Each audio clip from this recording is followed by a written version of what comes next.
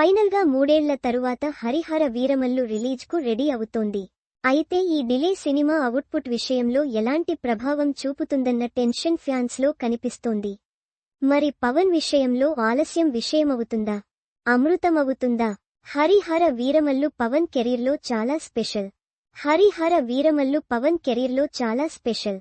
పవన్ చేస్తున్న తొలి periodic movie, తొలి కాస్ట్యూమ్ డ్రామా, తొలి హిస్టారికల్ మూవీ, ఇలా ఎన్నో స్పెషాలిటీస్ ఉన్న ఈ ప్రాజెక్ట్ చాలా డిలే అయింది. 2022లోనే రిలీజ్ కావాల్సిన ఈ సినిమా ఫైనల్ గా 2025 జూన్ 12న ప్రేక్షకుల ముందుకు రానుంది.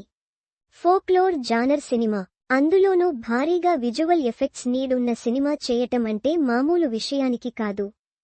ప్రీ ప్రొడక్షన్ నుంచి పోస్ట్ ప్రొడక్షన్ వరకు ప్రతి విషయంలోనూ ఇబ్బందులు ఉంటాయి. అందుకే గతంలోనూ ఈ ఫార్మాట్లో వచ్చిన సినిమాలు రిలీజ్ విషయంలో ఆలస్యమయ్యాయి. అరుంధతి లాంటి సినిమా రిలీజ్ కోసం కళ్ళు కాయలు కాచేలా ఎదురుచూడాల్సి వచ్చింది. ఆలస్యంగా రిలీజ్ అయినా అందరికీ షాక్ ఇచ్చే రేంజ్లో సక్సెస్ సౌండ్ చేశాయి ఫోక్లోర్ మూవీస్.